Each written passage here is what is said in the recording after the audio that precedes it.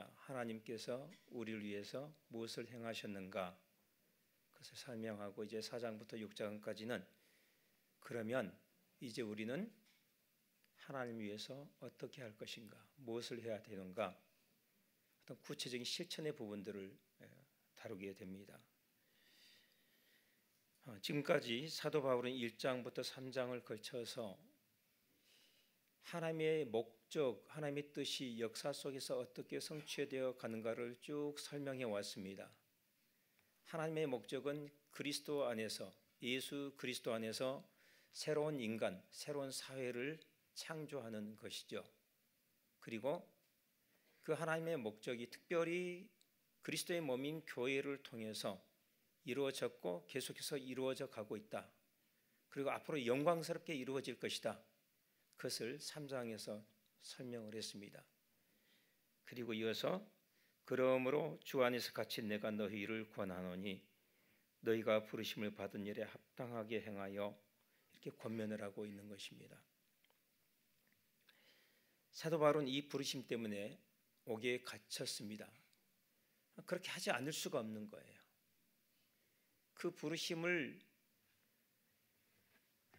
자기가 받았는데 그 부르심에 합당하게 행동하다 보면은 옥에 갇히지 않을 수가 없는 것입니다. 달리 다른 방법이 없습니다. 그러면서 내가 너희를 권하노니 너희가 부르심을 받은 일에 합당하게 행하라 이렇게 권면합니다. 그러면 우리가 부르심을 받은 그 부르심은 어떤 것일까요? 가끔 가다가 신방을 하면은 집사님들이 그러셔요. 목사님, 저는 하나님께서 무엇을 위해서 저를 부르셨는지 모르겠어요.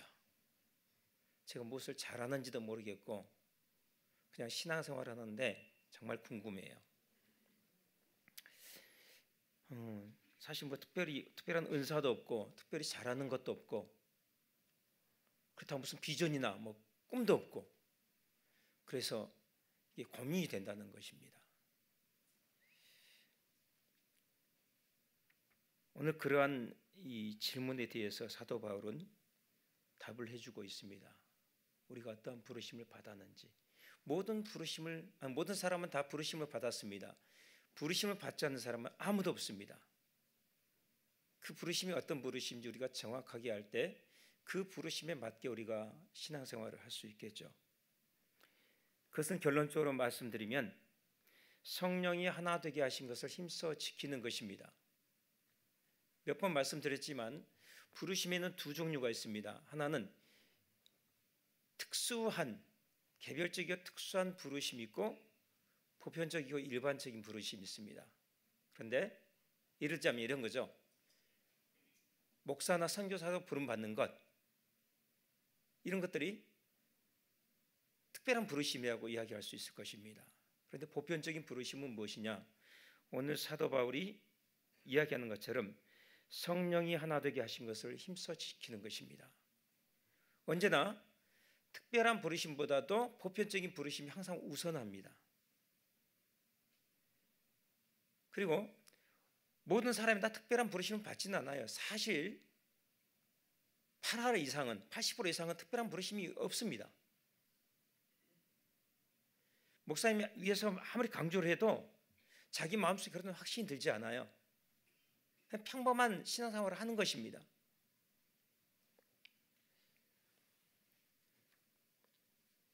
하지만 모든 사람이 부르심을 받는 이 보편적인 부르심이 사실은 굉장히 중요합니다. 우리는 굳이 다른 사람이 내수에만한 특별한 것이 없습니다. 우리는 평범하고 일상적인 일들을 살아가죠. 그런데 이 평범하고 일상적인 일들을 세상 사람들과 전혀 다른 목적, 전혀 다른 동기, 전혀 다른 태도를 가지고 해 나가도록 부르심을 받았다는 거예요.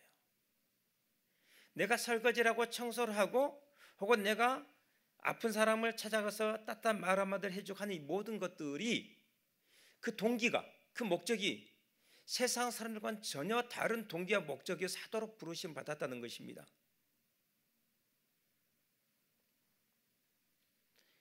우리는요, 어떤 일을 하든지 하나님의 영광을 위해서 하도록 부르심을 받았습니다. 어떤 대가나 보상을 바라지 않고 받은 일에 감사해서 기쁨으로 하도록 부르심을 받았습니다.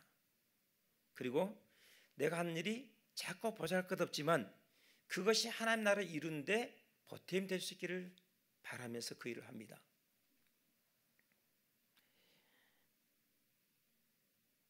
그리고 그 일을 할 때 사랑의 동기에서 하죠. 타인의 유익을 위해서, 교회를 세우기 위해서 하는 겁니다. 내가 어떤 축복을 받기 위해서 그런 것도 있겠지만은 근본적으로 정말 우리 은광교회가 정말 하나님께서 기뻐하시는 교회가 되었으면 좋겠다. 그런 마음 때문에 잠도 제대로 자지 못하고 일 끝나자마자 달려오는 거고요, 제대로 쉬지 못하고 봉사하는 거고요, 자녀들 식사도 제대로 차려주지 못하면서 와서 전도하고 기도하고 봉사하는 것이죠. 그러한 동기가 없다면 어떻게 우리가 섬길 수 있겠습니까? 또한 우리는 평범하고 일상적인 일들을 할 때에 모든 겸손과 온유로 하고 오래 참음으로 사랑 가운데서 서로 용납하며 그 일을 합니다. 이것이 오늘 사도 바울이 너희가 부르심을 받은 일에 합당하게 행하라는 말의 의미입니다. 그렇게 할 때 그것이 특별할 것이 없는 평범하고 일상적인 소소한 일들이지만 그것이 하나님께 기쁨이 되고 영광이 되고 하나님 그것을 통해서 우리 교회를 또 내가 섬기는 그 공동체를 축복하신다는 거예요. 그래서 우리가 하는 그 작고 평범한 일들이 하나님께는 특별한 것이 되고 하나님께는 거룩한 것이 되는 겁니다.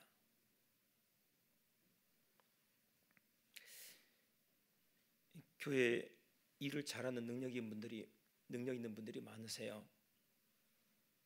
그런데 그런 분들을 많은 경우에 자기 주장이 강한 것을 보게 됩니다. 잘 생각해 보셔야 됩니다. 합당한 태도로 일하지 않으면 내가 아무리 일을 열심히 해도 하나님께 기쁨이 되지 못할 수 있습니다. 교회를 세우지 못할 수 있는 거예요. 오히려 내가 열심히 하면 할수록 교회가 깨어질 수 있는 겁니다. 최후의 심판 때 예수님께서 양과 염소들을 좌우편으로 가르십니다.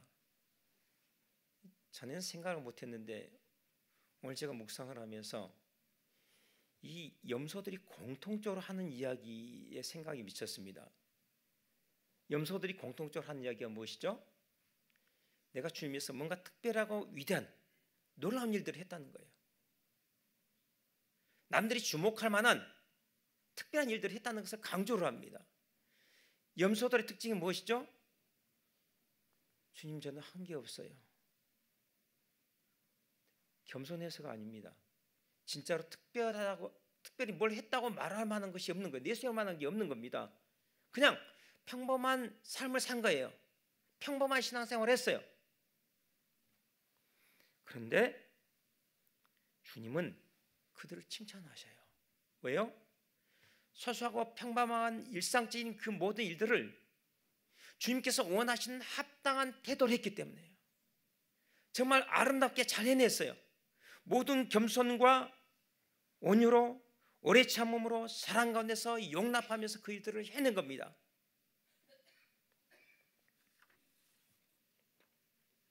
그것이 중요하죠. 무슨 일을 하느냐보다 훨씬 중요한 것은 그 일을 어떤 태도로 했느냐입니다. 그것이 하나님 앞에서 가치 있는 것입니다. 오늘 사도 바울은 우리가 하나님 앞에서 합당하게 행동하도록 도움을 주고 꼭 필요한 덕목들을 소개합니다. 첫 번째 덕목은요, 겸손입니다. 고대사에서 겸손은 종이 굽실거리며 비굴하고 굴욕적인 태도로 복종하는 태도를 가리켰습니다. 아무도 겸손이라는 단어를 안 썼어요. 그런데 사도는 이 단어를 그리스도인의 덕목의 첫 번째 놓습니다. 예수님 또한 나는 마음이 온유하고 겸손하니라고 말씀하셨습니다. 이 겸손이라는 단어는 다른 사람의 값어치와 진가를 올바르고 인정하고 존중하는 태도를 의미할 뿐만 아니라 자기 자신을 대단하게 평가하지 않는 겁니다. 낮추는 거죠. 상대보다 낮추는 겁니다. 우리가 편하게 어울리는 사람은 어떤 사람입니까? 우리를 무시하거나 우리를 하찮게 여기는 사람하고는 어울리고 싶지 않습니다. 어울릴 때도 불편하죠. 빨리 끝났으면, 빨리 헤어졌으면 그러지 않습니까? 하지만 나를 무시하지 않고 별로 특별히 내세울 것 없고 단점도 많고 허물도 많지만 내 있는 모습 그대로 받아주고 내 말에 귀 기울여주고 내 불평도 받아주고 나에게 시간을 내주고 나를 존중히 여기는 사람, 그 사람과는 편하게 어울릴 수 있습니다. 오래 있고 싶죠. 모든 불일치의 배후에는 교만이 숨어 있지만 겸손은 일치를 이루게 해줍니다. 두 번째 덕목은 온유입니다. 온유는 온화함과 관대함을 가지고 상대방을 부드럽게 대해주는 태도를 말합니다. 힘이 없어서가 아니에요. 권리를 주장할 수 없기 때문에 그런 것이 아닙니다. 내가 강한 힘과 능력을 가지고 있고 누구보다도 주장할 수 있는 권리를 가지고 있지만 다른 사람들을 섬기기 위해서 그런 것들을 내가 억누르고 절제하고 통제하는 겁니다. 그것이 온유입니다. 하나님 앞에서나 사람 앞에서나 절대 자신의 권리를 주장하지 않아요. 권리를 스스로 포기하는 것이죠. 섬기기 위해서. 그런데 어려운 건 이겁니다. 모든 겸손과 온유로 하는 거예요. 어느 정도 우리가 겸손할 수 있고 온유할 수 있습니다. 다들 나름 노력하죠. 노력하지 않는 게 아닙니다. 그런데 모든 겸손과 온유를 하기는 정말 어려운 것 같아요. 내가 겸손하게 온유하게 섬기려고 하는데 어느 순간 잘하다가 어느 순간 내 속에서 갑자기 뭐가 불끈 딱 솟구칩니다. 내가 이런 것까지 해야 돼? 내가 이런 것까지 참아야 돼? 내가 당신이 오라면 오고 가라면 가는 똥개야? 저 그 이야기 몇 번 들었어요. 실제로 들었어요. 여러 사람에게 들었습니다. 그렇게 과함치고 싶은 마음이 속에서 입으로 내놓지 않아도 불끈불끈할 때가 있지 않습니까? 그걸 이야기하는 거죠. 그것까지 내려놓으라는 것이죠. 참 힘든 노릇입니다. 하지만 그렇게 모든 겸손과 온유로 하지 않으면 다른 사람을 오래 참을 수도 없고 용납할 수 없습니다. 그게 문제죠. 세 번째 덕목은 오래 참음입니다. 이건 나를 화나게 하는 다른 사람을 향해서 인내심을 발휘하는 것입니다. 이 단어 문자적인 뜻은 그런 겁니다. 길게 숨을 쉬면서 꾹 참는 겁니다. 오래오래 참는 거예요. 어떤 사람이 이것을 넓고 큰 영혼을 갖는 것이라고 말했습니다. 오랜 시간에 걸쳐서 곤란과 성가심을 참아내는 영혼이 큰 영혼이라는 것이죠. 제가 예전에 어떤 분 간증을 들었습니다. 김종대 목사님 이야기를 하셨는데 워낙 큰 그릇이죠. 도량도 넓고 사람도 잘 품으시죠. 그렇다고 그분이 힘들지 않았다는 이야기는 아닙니다. 그분은 오래 참으려고 노력하지 않아도 될 만큼 그렇게 그 정도는 아니에요. 그분도 오래 참으셔야 되는 거죠. 꼭 참으셔야 되는 거죠. 근데 재직회 끝나고 딱 돌아서 내려오는데 눈가에 이슬이 맺혀 있는 것을 이분의 아버님이 본 것이죠. 그때 그분이 결심했답니다. 나는 절대로 목사님 눈에서 눈물이 흐르게 하지 않겠다. 그날 결심했답니다. 그리고 유언도 그렇게 하셨어요. 자식들에게.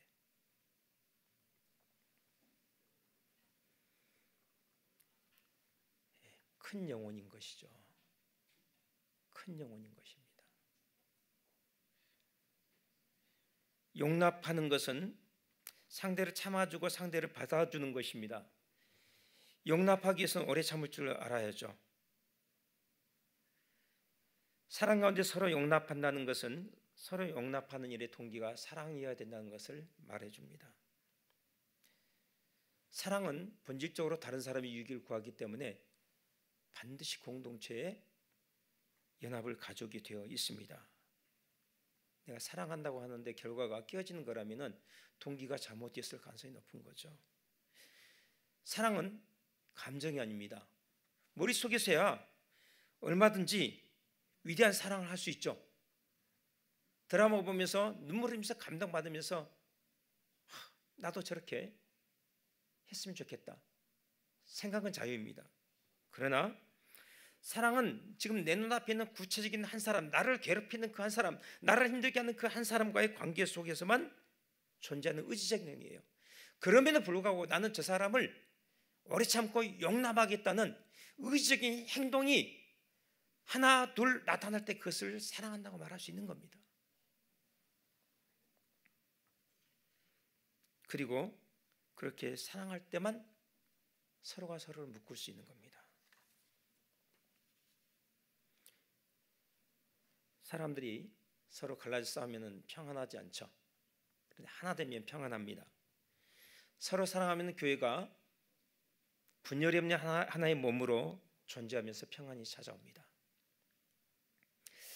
오늘 많은 사람들이 떠돌이 신앙생활을 합니다. 쇼핑 교인이라고 그러죠. 이 교회 저 교회, 이 사람 설교 저 사람 설교.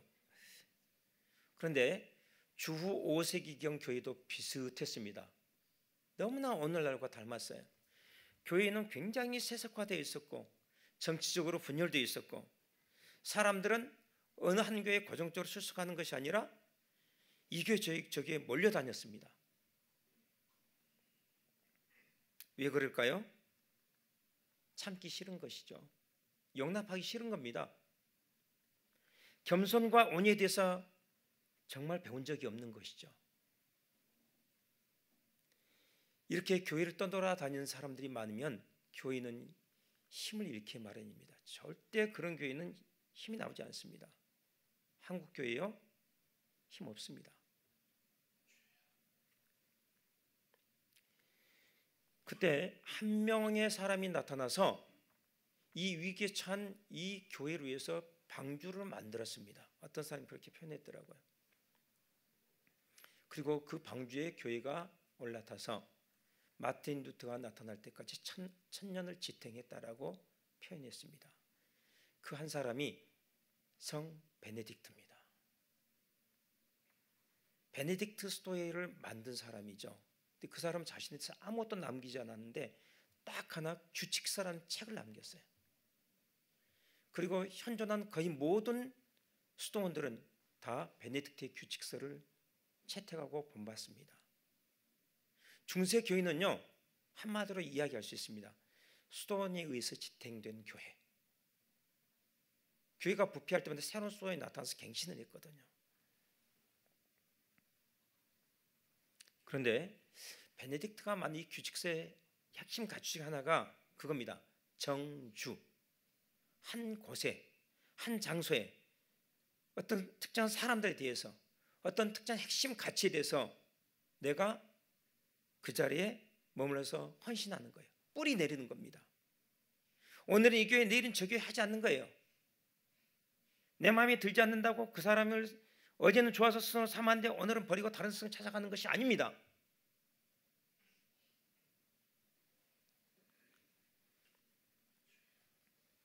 내가 한번 정했으면 그 정한 대상에 대해서 오래 참고 인내하면서 그것에 뿌리를 내리는 것이 이것이 정주입니다. 사람들이 왜 옮겨 다닐까요? 왜 이 사람에서 저 사람을 옮길까요? 왜 이 지도자 저 지도자로 바꾸죠? 여기는 하나님이 안 계신 것 같거든요. 별로 성령 충만하지 않은 것 같거든요. 충분히 그럴 수 있습니다. 실제로 그러기도 하고요. 좋은 지도자를 만나고 좋은 교회를 만난다는 것 축복이죠. 그러나 그 정도 수준에 머물러 있으면은 우리가 크게 성장하기 어렵고 큰 은혜를 받기 어렵습니다. 하나님은 어디나 계세요. 하나님은요, 그리스도의 몸인 교회에 언제나 현존하고 계세요. 하나님은 위대하고 특별한 사람을 통해서 하시지만은 대부분 사실은 하나님의 일은 숨겨져 있고, 그 숨겨진 일은 평범하고 허물이 많고 연약한 사람들 통해서 이루어집니다. 그것을 우리가 인정하고 믿어야 돼요. 그래서 내 눈앞에 있는 사람이 연약하고 허물이 많다고 할지라도 그 사람과 관계를 성실하게 맺는 겁니다. 지도자가 좀 부족할 수 있어요. 목사님이 부족할 수도 있고 구역장이 부족할 수도 있어요. 그럼에도 불구하고 그 사람에 대해서 성실하게 최선을 다하는 것입니다. 겸손하게 받는 거예요.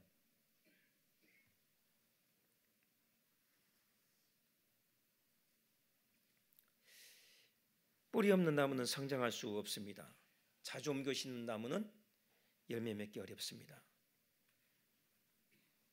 정주하려면 한 곳에 뿌리를 내리면 도망다니면 안 돼요. 힘들다고 도망가고 불편하다고 도망가고, 그건 도피죠. 도피한 사람의 영혼의 특성은 안정이 없다는 겁니다. 평화가 없어요. 하나님 주신 깊은 내적인 안정감, 평화, 깊은 만족감, 이런 것은요, 딱 자기에게 주어진 자리를 딱 굳게 지키고 흔들리지 않고 요동하지 않고 성실하고 인내하면서 버티는 사람에게 주어지는 거예요. 책임을 자꾸 다른 데 돌릴 필요가 없습니다.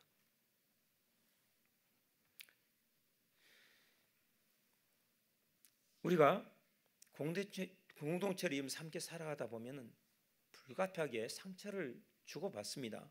나도 상처를 주고 나도 다른 사람도 상처를 받습니다. 상처받는 게 싫어가지고 물러서거나 도망가면은 하나님의 일을 이룰 수가 없습니다. 상처를 입더라도 하나님 앞에서 가만히 그 자리에 머물러 서 있는 법을 배워야 돼요. 중요한 것은 내가 상처를 입지 않는 것이 아니라 내가 물러서지 않는 겁니다. 물러서지 않는 불굴의 용기가 우리에게 요구된다는 말씀이에요. 어떤 문제든지 최종적으로 그 문제가 해결되고, 그래서 하나님이 주신 그 영적인 질서가 내 내면에 확립이 되면서 어떤 경우에도 요동하지 않고 흔들리지 않는 그 항상심이 내 안에 이루어지는 것은 십자가 아래서뿐입니다. 이것을 기억해야 돼요. 내가 십자가에 서는 삶을 살지 않으면서 예수 그리스도의 십자가의 순환을 이해한다? 이해 못합니다. 머리는 이해해도 가슴으로 이해하는 거 아니에요. 내가 정주한다는 것, 그것은요, 십자가의 고통을 겪는다는 것입니다. 십자가는 피를 흘리는 장소거든요. 십자가는 내 이기적인 자아가 죽는 자리입니다. 상처를 입는 자리예요. 중요한 것은 예수님은 십자가에서 우리의 구원을 이루셨다는 것이죠. 주님은 십자가에서 우리를 하나 되게 하셨습니다. 우리 주님께서 왜 십자가를 지셨죠? 모든 만물을 하나로 통일하고 연합해서 아버지께 돌려드리기 위해서요.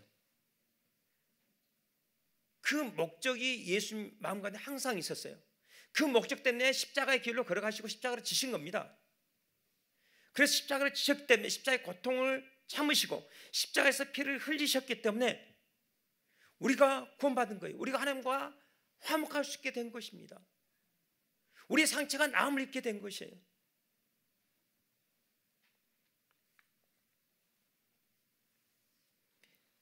그리고 주님은 그 십자가에서 우리를 부르십니다. 십자가로 오라고, 십자가를 지라고, 수가 무거운 짐진 자들아 다 내게로 오라. 내가 너희를 쉬게 하리라. 나는 마음이 오냐고 겸손하니 나의 멍에를 메우고 내게 배우라. 그리하면 너희 마음이 쉼을 얻으리니.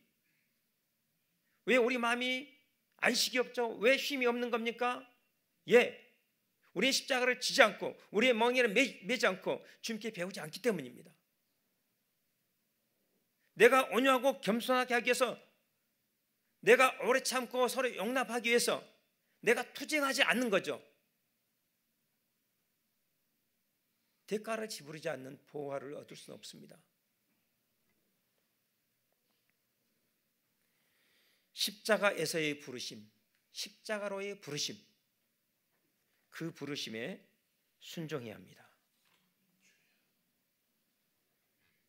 깨어지더라도, 피를 흘리더라도 묵묵히 그 자리에 서 있을 때 성령께서 우리 안에 뿌리를 내리셔요. 성령께서 우리 영혼이 교회에 깊이 뿌리 내리게 하세요. 깊이 뿌리를 내려야만 그 교회를 통해서 주시는 축복이 맺을 수 있거든요. 우리 영혼이 다른 사람의 영혼 가운데 깊이 뿌리를 내리게 해주세요. 그래서 어떻게 해요? 형제자매의 연합과 일치가 이루어지게 하세요.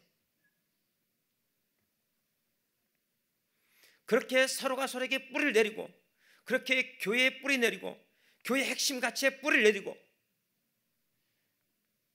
그런 사람들이 많은 교회가 건강하고 힘 있는 교회죠.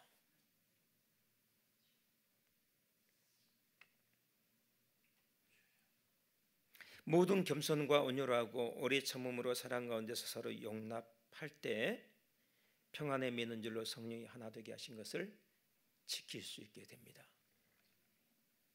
분투하고 노력해야만 지킬 수 있어요. 그래서 힘써 지키라고 말씀하고 있습니다. 우리가 주목해야 될 것은 이 하나됨이요, 성령께서 시작하신 일이라는 것입니다. 여러분, 이것의 중요성을 이해하시겠습니까? 우리 하나됨은 우리 인간의 노력의 산물이 아니에요. 철저하게 처음부터 끝까지 하나님께서 하신 일입니다. 영원전부터 하나님 아버지께서 계획하셨고 성자 예수 그리스도께서 십자가에서 목숨을 버려 이루셨으며 성령께서 자신을 나눠주심으로 이루신 일이라는 말입니다.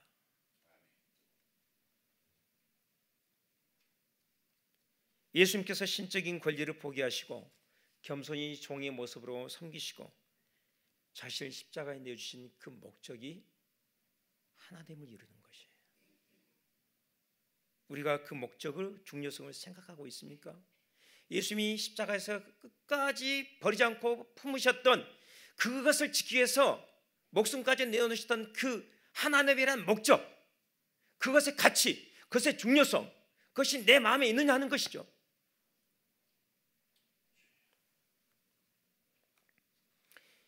이 하나됨은 우주적인 대가를 지불하고 이루신 하나님의 위대한 사역입니다. 그래서 이것은 우리가 힘써 지킬 만한 가치가 있는 것이에요. 하나님께서는 이 하나됨을 힘써 지키라고, 온 마음과 힘을 다해서 지키라고 우리에게 당부하고 계십니다. 여러분, 백마고지 아실 겁니다. 백마고지 전투, 삼고고지라고도 그러죠. 철원에 가면 있습니다. 6.25 때 이 백마고지를 차지하기 위해서 11번이나 전투가 3일 동안 11번이나 전투가 벌어졌습니다. 7번 주인이 바뀌었어요. 중공군 38군단하고 우리 국군 9사단이 전투를 치렀는데 압도적인 숫자 열세를 딛고 국군이 이겼습니다. 중공군은요 1만 명이 죽거나 포로로 사로잡혔습니다. 그러나 국군 9사단도 적지 않은 대가를 지불했습니다. 무려 3,400여 명의 사상자가 생겼습니다. 그 작은 고지 하나를 지키기 위해서 3,400명이 목숨을 내놓은 것이죠. 그렇다면 하나님이 이미 이루어 놓으시고 지키라고 맡기신 하나됨을 지키기 위해 교회는 어떻게 해야 되겠습니까? 예수님께서 십자가에서 목숨을 바치셔서 얻어놓으신 그 하나됨이라는 고지를 지키기 위해서 우리가 어떻게 해야 되겠습니까? 교회의 임무는 성령께서 이미 하나 되게 하신 것을 지키는 것입니다. 모든 그리스도인은요, 이 하나 되게 하신 이 사역에 힘써야 됩니다. 내가 선교사로 부름받지 않았을 수도 있고 내가 특별한 일을 안 할 수도 있어요. 그러나 우리는 교회를 하나 되게 하는 이 일에 우리의 모든 힘과 에너지를 쏟아야 되는 것이에요. 성도 여러분, 여러분 하나님을 경외하십니까? 하나님에게 합당한 존경의 태도로 보이십니까? 그분의 말씀을 소중하게 여기고 그분의 당부를 지키십니까? 교회 하나됨을 지키라는 부르심은 가장 기본적인 부르심입니다. 그 부르심을 늘 우리 마음 가운데 둘 수 있기를 바랍니다. 이것을 제쳐놓고 무슨 사업을 한다는 것, 하나님 섬기는 것이 아닙니다. 내가 사업을 한다고 하면서 무례하고 거칠게 상대방의 가슴을 찌르는 말을 하고 상대 잘못을 용납하지 않는다면 그것은 하나님 일을 하는 것이 아닙니다. 성령의 연합을 파괴하는 것이죠. 성령께서 하나 되게 하신 것은 그 누구도 파괴할 권리가 없습니다. 그것은 거룩하고 신성한 것입니다. 이것의 중요성을 이해하고 성령의 인도하심에 민감하게 순종하는 저와 여러분이 될 수 있기를 바랍니다. 모든 겸손과 온유와 오래 참음과 사랑 가운데서 서로 용납하시기를 바랍니다. 내가 하나 되게 한 것을 너희는 힘써 지켜야 한다. 그러면 내가 너희 가운데서 새로운 일을 행할 것이다. 이것이 성령님의 약속입니다. 만약 너희가 서로 사랑하면 이로써 너희가 내 제자가 될 것이요 우리가 너희 가운데 와서 거처를 정할 것이며 우리의 사랑을 너희 가운데 나타낼 것이다. 하나님이 일하시는 것을 보기를 원하십니까? 하나님이 우리 기도 가운데 역사하는 것을 보기를 원하십니까? 그렇다면 하나 되는 이 부르심, 하나님을 지키라는 이 부르심을 지키기 위해서 십자가 앞에 서십시오. 기꺼이 십자가를 지십시오. 십자가의 고통을 참아내십시오. 그러면 주님께서 그 모든 십자가의 그 고통을 통해서 열매 맺게 하시고 여러분을 축복하실 것입니다. 여러분을 통해서 우리와 함께 하나님의 생명을 풍성하게 불어 넣으실 것입니다. 기도하겠습니다. 하나님 아버지, 우리 하나님의 말씀 앞에 우리 자아를 굴복시킬 수 있기를 원합니다. 이 거룩한 부르심을 지키기 위해서 기꺼이 십자가 앞에 서서 고통을 참아낼 수 있기를 원합니다. 그러나 우리는 연약하오니 성령으로 우리를 도와주셔서 주께서 주신 힘으로 이 십자가를 칠 수 있도록 도와주옵소서. 그래서 마침내 주님께서 부활의 기쁨을 맛보셨던 것처럼 우리도 주께서 주시는 아름다운 열매를 거두며 기뻐할 수 있도록 우리 교회를 축복하여 주옵소서. 예수님 이름으로 기도하옵나이다. 아멘.